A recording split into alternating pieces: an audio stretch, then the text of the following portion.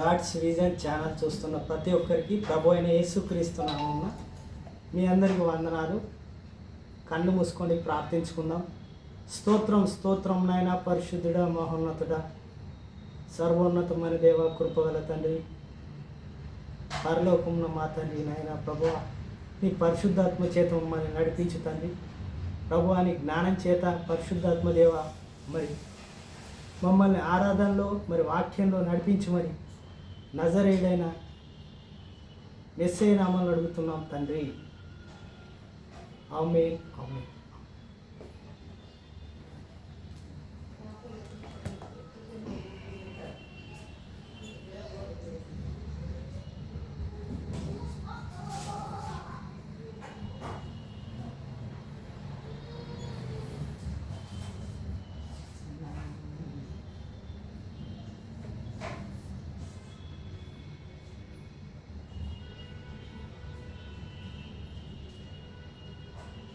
మహిమ ఘనతకు అర్హుడవు, నీవే నా దైవము. మహిమ ఘనతకు అర్హుడవు, నీవే నా దైవము. సృష్టికర్త ముక్తిదాత, సృష్టికర్త ముక్తిదాత, మా స్తుతులకు పాత్రుడా. ఆరాధనా నీకే, ఆరాధనా నీకే, ఆరాధనా స్తుతి ఆరాధనా, ఆరాధనా నీకే, ఆరాధనా స్తుతి ఆరాధనా, ఆరాధనా నీకే, ఆరాధనా నీకే, ఆరాధనా నీకే. మన్నాను కురిపించినావు, బండ నుండి నీళ్ళిచ్చినావు. మన్నాను కురిపించినావు, బండ నుండి నీళ్ళిచ్చినావు. యెహోవా ఈరే చూచుకొనును, యెహోవా ఈరే చూచుకొను, సర్వము సమకూర్చుము. ఆరాధనా నీకే, ఆరాధనా నీకే. వ్యాధులను తొలగించినావు, మృతులను మరి లేపినావు. వ్యాధులను తొలగించినావు, మృతులను మరి లేపినావు. యెహోవా రాఫా స్వస్థపరచును, యెహోవా రాఫా స్వస్థపరచును, నన్ను స్వస్థపరచును. ఆరాధనా నీకే,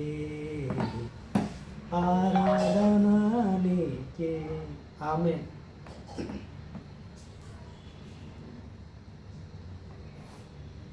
కళ్ళు మూసుకొని మరి వాక్యంలోకి వెళ్దాం. ప్రార్థించుకొని స్తోత్రం స్తోత్రం నాయన, స్తోత్రం స్తోత్రం పరిశుద్ధమైన దేవ, ప్రభువ, కృపగల తండ్రి, తండ్రి మరి పరిశుద్ధాత్మ దేవ నాయన, ప్రభువ, నీ ఆత్మ చేత మమ్మల్ని నడిపించుతండి. ప్రభువ, నీ వాక్యం చేత మమ్మల్ని నడిపించమని, మమ్మల్ని ముందుకు తీసుకెళ్ళమని నజరేయుడైన యేసు నామములో అడుగుతున్నాం పరమ తండ్రి. ఆమేన్ ఆమేన్.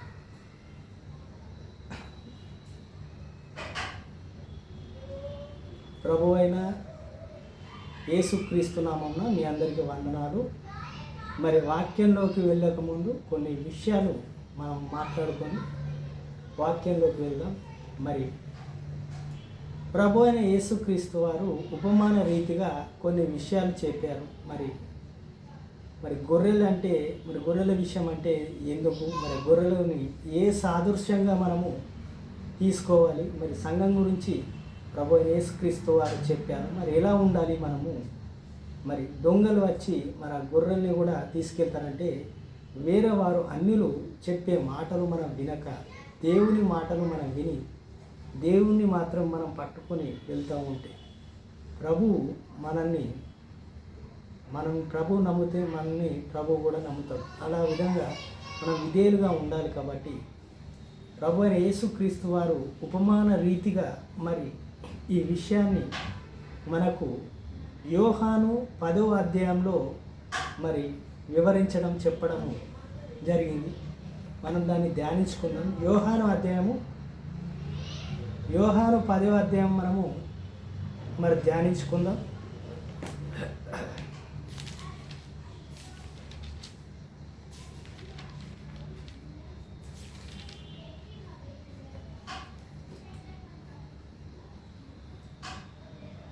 గొర్రెల దొడ్డిలలో ద్వారమున ప్రవేశింపక వేరొక్క మార్గమున ఒకడు దొంగయు దోచుకున్న వాడైతే ఉన్నాడు. ద్వారమున ప్రవేశించిన వాడు గొర్రెలను కాపరి. అంటే మరి ఇక్కడ గొర్రెలని ఎందుకు చెప్పాడంటే, గొర్రెలు దొడ్డిదారున వచ్చేవాడు, వేరొక మార్గంలో వచ్చేవాడు దొంగ అయి ఉంటాడు, దోచుకుంటాడు అని ప్రభు అయిన యేసుక్రీస్తు వారు చెప్తా ఉన్నారు. అంటే మరి మనము గొర్రెల వాళ్ళే అంటే మరి కాపరి చెప్పే మాట గొర్రెలు వింటాయి కాబట్టి, అందుకని మేకలను ఎందుకు తీసుకోలేడంటే, మేకలు కాపరి మాట వినయి, ఇష్టానుసారంగా వాటి జీవితాన్ని అవి బ్రతుకుతాయి. అవి ఇక్కడికి రమ్మంటే అక్కడికి వెళ్తాయి. అంటే కాపరి మాట అసలు విని అవి గర్వంతో ఉంటాయి. అవి తలలు ఎప్పుడు మీదికెత్తి ఉంటాయి. అందుకని ప్రభు అయిన యేసుక్రీస్తు వారు గొర్రెల్ని సాదృశ్యంగా తీసుకొని మనకు చెప్తా ఉన్నారు. ద్వారమున అంటే దొంగలాగా దోచుకును వాడైతే ఉన్నాడు. అంటే దొంగ ఉన్నాడంటే అపవాది దొంగ లెక్క వచ్చి మరి గొర్రెల్ని అంటే వాళ్ళ మనసును మార్చేసి మరి దేవుడి మీదకించి మరి ఆ గొర్రెల్ని నరకానికి పంపించాలంటే, ఎవరైతే విశ్వాసులు ఉన్నారో వాళ్ళందరినీ మరి నరకానికి పంపించాలని చెప్తున్నాను. అంటే మనం విశ్వాసం అంటే గొర్రెలుగా పోలిస్తున్నాడు. అంటే సంఘం గురించి చెప్తా ఉన్నాడు. దొంగ అలా మన మనసుని మార్చేస్తూ ఉంటాడు అని ప్రభు అయిన యేసుక్రీస్తు వారు చెప్తుంది. అంటే దోచుకోవడం అంటే మనకు వచ్చే దేవుని జ్ఞానాన్ని కూడా చెడగొట్టి దుష్టుడి ఆలోచన, అంటే దుష్టుడు మనలో ఆ ఆలోచనని రేచుకొడతాడు, అంటే మనలో రప్పిస్తూ ఉంటాడని చెప్తా ఉన్నాడు. అంటే కాపరి ముందు నుంచి వస్తే దొంగ వెనుక నుంచి దొడ్డిదారు నుంచి వస్తాడని చెప్తున్నాడు. ద్వారమున ప్రవేశించువాడు గొర్రె కాపరి, అతని ద్వారపాలకుడు తలుపు తీయును, గొర్రెలు అతని స్వరము వినును.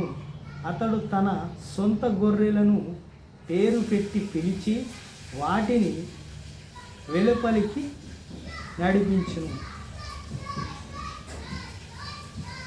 అతడు ద్వారపాలకుడు తలుపు తీశాడు. అంటే ద్వారం దగ్గర ఉన్న మనిషి మరి ద్వారపాలకుడు అక్కడ గొర్రెల దగ్గర ఒక మనిషిని పెట్టి ఆ తలుపు తీయడం, అంటే ద్వారపాలకుడై ఉన్నాడు అతని కాపరి.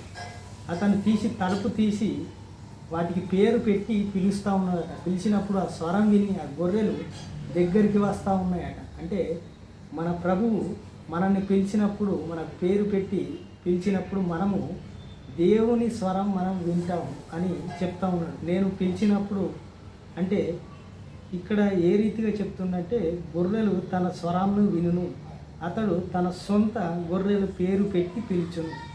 దేవుడు కూడా మనకు పేర్లు పెట్టి పిలుస్తాడని చెప్తా ఉన్నాడు. అంటే ఉపమాన రీతిలో గొర్రెలని చెప్తున్నారు, కానీ సంఘం గురించే చెప్తా ఉన్నాడు ప్రభు యేసుక్రీస్తు వారు.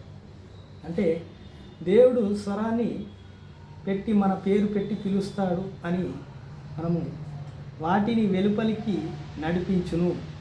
దేవుడి ఆత్మ అంటే పరిశుద్ధాత్మ దేవుడు మనలో ఉండి, అంటే మనల్ని పిలుచుకొని దేవుడు పరిశుద్ధాత్మ ద్వారా మన నడిపింపులోకి మరి తను సేవలోకి మనము ఎలా ఉండాలి, మరి సేవకు వెళ్ళేటప్పుడు ఎలా ఉండాలి, మరి గొర్రెలమైన మనం ఎలా ముందుకు వెళ్ళాలి అంటే, దేవుడు కాపరి ఉన్నాడు కాబట్టి మనం గొర్రెలే ఉన్నాం కాబట్టి ఆ రకంగా దేవుడు చెప్పడం అనేది. గొర్రెలంటే గొర్రెల లెక్క ఉండడం కాదు, అంటే చెప్పిన మాట వినేవారు ఒక గొర్రెగా పోల్చాడు.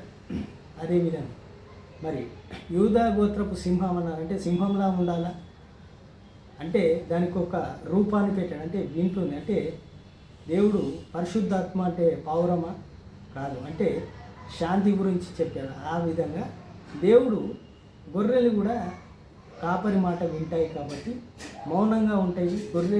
గొర్రెలు ఆ స్వరాన్ని విన్నప్పుడు పేరు పెట్టి పిలిచినప్పుడు ఆ గొర్రెలు మరి ఆ కాపరి దగ్గరికి రావడము జరుగుతుంది. అంటే కాపరి మాట వింటాయి కాబట్టి గొర్రెలుగా పోల్చాడు దేవుడు. అంటే దేవుడి మాట మనం వింటాం కాబట్టి మనల్ని గొర్రెలని అంటున్నాడు. ఆ రకంగా మనము తీసుకోవాలి. అంటే దేవుడు నడిపిస్తున్నాడు. వెలుపలికి నడిపించినప్పుడల్లా వాటిని ముందుగా నడిపించును. గొర్రెలు అతని స్వరము మెరుగును కనుక అవి అతన్ని వెంబడించును. ఎవరైతే మన దేవుడు కాపరిగా ఉన్నప్పుడు, దేవుడు కాపరి ఉన్నప్పుడు మనం దేవుడు పిలిచాడు కాబట్టి మనము ఆ స్వరం విన్నప్పుడు మనము వెంబడిస్తాం. దేవుడి స్వరం విన్నప్పుడు మనకు దర్శనాలు కలిగిన మన దేవుడి స్వరాన్ని మనం విన్నా కానీ దేవుని మనము అనుసరించి నడుస్తామని ఇక్కడ ప్రభు అయిన యేసుక్రీస్తు వారు చెప్తా ఉన్నారు. అంటే ఉపమాన రీతిగా అంటే గొర్రెలుగా పోలుస్తూ చెప్తా ఉన్నారు. మరి అన్యులు స్వరము అవి ఎరుగవు గనుక అన్యులు ఎంత మాత్రమును వెంబడింపక వాని యుద్ధ నుండి పారిపోయినని వానితో నిశ్చయముగా చెప్పుచున్నానని వారితో అనెను. అంటే బయట నుంచి అన్యులు ఎవరైనా వచ్చి ఇది ఇట్లా అని మన దేవుని గురించి అంటే కాపరి గురించి తప్పుగా చెప్పి మరి తీసుకెళ్ళిపోతారు. గొర్రెలు ఎవరైతే మరి అన్యులు వచ్చి పిలిస్తే మనం వెళ్ళాం. అంటే దేవుడు మాట మనము మరి దాటేయము, దేవుడితోనే ఉంటాము, దేవుడి మాటనే వింటాం కాబట్టి మనము అన్యుల మాట వినొద్దని దేవుడు చెప్తా ఉన్నాడు. అంటే అపవాది అన్యుల ద్వారా వస్తాడు. మరి దుష్టుడు ఆలోచనలు మరి అన్యుల మీద పడి అన్యులు మనల్ని మార్చాలని చేస్తారు. అంటే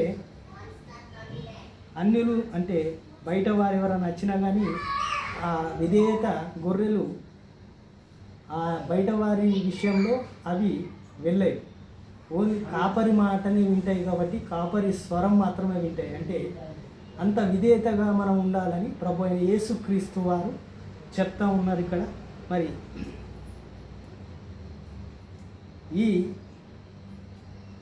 ఈ సాదృశ్యము యేసు వారితో చెప్పెను కానీ ఆయన తమతో చెప్పిన సంగతులు అన్నిటిలోనూ వారు గ్రహింపక కొనలేదు. మరి ఇన్ని విషయాలు చెప్పిన తర్వాత కూడా వారు గ్రహించలేకపోతున్నారు. అంటే అక్కడ ఉన్న శిష్యులకు చెప్తా ఉన్నాడు. అంటే మీరు ఇలా ఉండండి అని మరి ఈ రకంగా చెప్తున్నాడు కానీ వాళ్ళు గ్రహించకొనలేదు. అంటే వాళ్ళు కాబట్టి యేసు మరలా వారితో ఇతను గొర్రెలు పోవు మార్గమున నేను నా ముందు వచ్చు వారందరినీ దొంగలను దోచుకుని వారై ఉన్నారు. అంటే ప్రభు అయిన యేసుక్రీస్తు వారు ఏమంటున్నారంటే నేను వస్తాను కానీ నా ముందు వచ్చే అబద్ధపు క్రీస్తు గురించి చెప్తున్నారు. ఎవరైతే నేనే ప్రభువుని నేనే క్రీస్తునని ఎవరైతే క్రీస్తు వ్యతిరేకులు మరి ఎవరైతే వస్తారో మరి ఎవరైతే దొంగ క్రీస్తు వస్తారో మరి అంతిమ క్రీస్తు ఎవరైనా వస్తారో మరి యాంటీ క్రీస్తు వచ్చినప్పుడు నేనే క్రీస్తునని చెప్పి అని దోచుకొని వెళ్తారని చెప్తా ఉన్నాను. ప్రభు అయిన యేసుక్రీస్తు వారు చెప్తా ఉన్నారు. దోచుకున్న వారి ఉన్నారు. గొర్రెలు వారి స్వరము వినలేదు.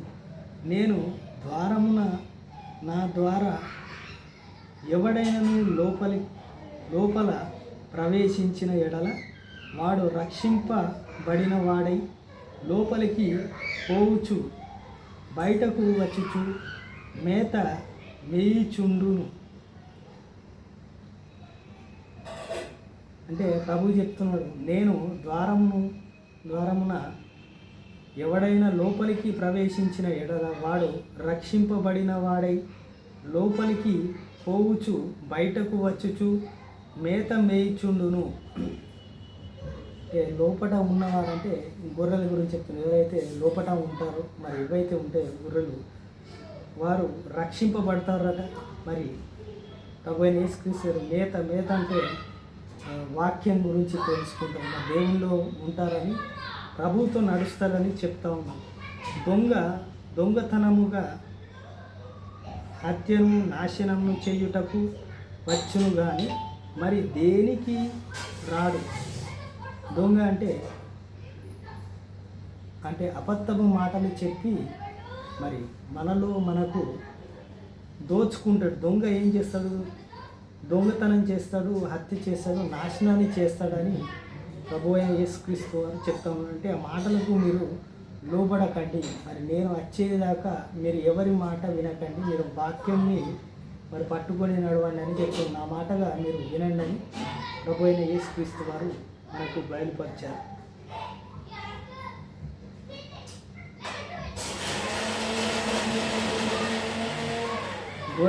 గొర్రెలకు జీవము కలుగుటకును అది సమృద్ధిగా కలుగుటకును నేను వచ్చితిని. మీతో నిశ్చయముగా చెప్పుచున్నాను, నేను మీకు జీవమిస్తాను, నేను మీకు మార్గమై ఉన్నాను. నేను గొర్రెలకు అంటే మన గురించి చెప్తున్నాను. జీవమును కలుగుటకు అది సమృద్ధిని కలుగుటకు అంటే మిమ్మల్ని జీవించి మిమ్మల్ని అభివృద్ధి చేసేవాడిని నేను.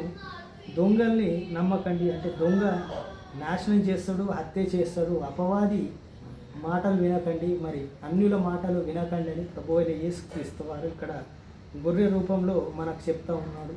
మరి గొర్రెలు తన యజమాని నమ్మినట్టు మనము దేవుణ్ణి మనం నమ్మితే మన దేవుడు మనల్ని సమృద్ధిస్తాడట. మరి సమృద్ధిగా కలుగుటకు నేను వచ్చి తిని జీవమును కూడా ఇస్తాడు. ప్రభువు జీవాన్ని సమృద్ధిని మనకు కలగజేస్తానని ప్రభువైన యేసుక్రీస్తు వారు చెప్తా ఉన్నారు. నేను గొర్రెలకు మంచి కాపరిని ఇక్కడ చెప్తున్నా. అంటే గొర్రెలు అంటే మనకు దేవుడు మంచి కాపరై ఉన్నాడు కాబట్టి కాపరై ఉన్నానని దేవుడు ప్రభువైన యేసుక్రీస్తు వారు చెప్తా ఉన్నారు ఇక్కడ. మరి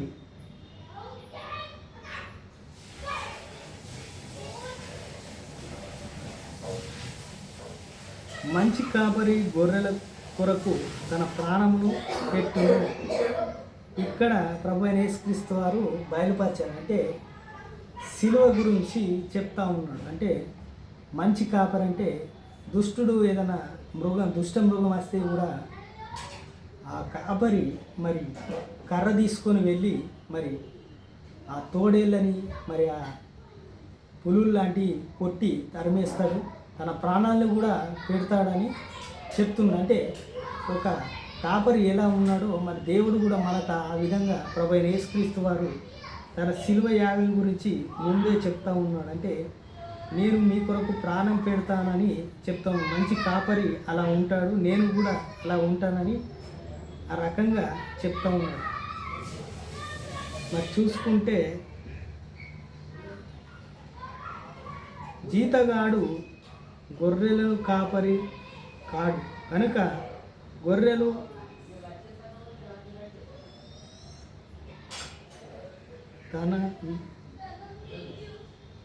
తన వికారం నందు తోడేళ్లను వచ్చుటకు చూచి గొర్రెలను విడిచిపెట్టి పారిపోవును.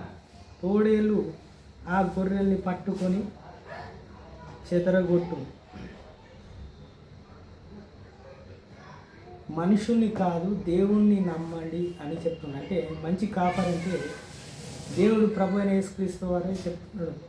దేవుణ్ణి నమ్మండి, ప్రభువుని నమ్మండి, దేవుడు మిమ్మల్ని రక్షిస్తాడు. మనుషుల్ని కాదు, మనుషుల మీద పెట్టకండి, దేవుడే రక్షిస్తాడు. దేవుడికి ప్రార్థించండి, దేవుడు మీతో తోడే ఉన్నాడని చెప్తున్నాడు. పనివాడంటే దేవుడు పని చేసేవారు కూడా మనము అంటే మధ్యలో వాక్యం చెప్పి ఏదో దేవుడు సేవ చేసినా కానీ ఎంత పని చేసినా కానీ వాడు మరి దుష్టుడు వచ్చినప్పుడు వాడు పారిపోతాడని చెప్తున్నాడు. అంటే తోడేళ్ళు వచ్చినప్పుడు విడిచిపెట్టినప్పుడు ఆ తోడేలు ఆ గొర్రెలని చెదరగొట్టును. అంటే ఇప్పుడు జరగబోయే అన్నీ మనం చూస్తూనే ఉన్నాం. మన దేశంలో చూస్తూనే ఉన్నాం. ఎన్నో చర్చిల మీద మరి దాడులు చేస్తున్నారు. తోడేళ్ళు లాంటి వారు ఉన్నారు. ఆల్రెడీ చెప్పారు, గొర్రెలు లాంటి మిమ్మల్ని తోడేళ్ళ మధ్యలో నేను పంపిస్తున్నానని చెప్పాడు. మరి ప్రభు అయిన యేసుక్రీస్తు వారు అప్పుడు చెప్పింది ఇప్పుడు నెరవేరుతుందని మనము నమ్మాలి. ఇప్పుడు మన కళ్ళు ముంగటనే జరుగుతుంది కాబట్టి ఇది కూడా అంతే. అంటే ఎవరైనా వచ్చినప్పుడు మనం ధైర్యంగా ఎదుర్కోవాలని ప్రభు అయిన యేసుక్రీస్తు వారు చెప్తా ఉన్నారు. దేవుడు మీ అందరినీ దీవించి ఆశీర్వదించును గాక. ఆమేన్. కళ్ళు మూసుకొని ప్రార్థించుకున్నాం. స్తోత్రం స్తోత్రం నాయన, పరిశుద్ధుడా, మహోన్నతుడా నాయన ప్రభువా, మరి నువ్వు ఉన్నావని నేను నమ్ముతున్నాను తండ్రి. మరి ఎవరితో కాదు కానీ ప్రభువా, మరి నువ్వు తండ్రి, మరి నువ్వు నడిపించు తండ్రి. మరి నువ్వు దేవుడు ఉన్నాడని నమ్మాలి, మంచి కాపరి ఉన్నాడని నమ్మాలి. గొర్రెలమైన మేము ప్రభువా మరి నిన్ను నమ్ముకొని ఉన్నాం ప్రభువా. మరి మా అమ్మని అందరినీ కాపాడుతున్నావు తండ్రి. మరి నువ్వే మా కాపరి ఉండి మమ్మల్ని నడిపించు తండ్రి ప్రభువా. మరి ధైర్యంగా ఉండేటట్టు సహాయం చేయి తండ్రి. మరి ఎవరు ఎన్ని కుతంత్రాలు చేసినా కానీ ప్రభువా, మరి రాకడ లోపల మరి ప్రభువా మనందరూ సువార్త మరి ఇది ప్రపంచవ్యాప్తంగా మరి భారతదేశం వ్యాప్తంగా మరి వెళ్ళాలి ప్రభువా. మరి ఎన్నో దాడులు జరుగుతున్నాయి తండ్రి. మన దాడులన్నీ అయిపోయేటట్టు సహాయం చేయతండి. మరి గవర్నమెంట్ మారేటట్టు సహాయం చేయ ప్రభు. ప్రతి ఒక్క బిడ్డని, క్రైస్తవ బిడ్డని కాపాడుతుంది. మన సేవకుని కాపాడమని నజరేయుడైన యేసు నామములో అడుగుతున్నాం పరమ తండ్రి. ఆమేన్. ఆమేన్. వందనాలు, మీ అందరికీ వందనాలు.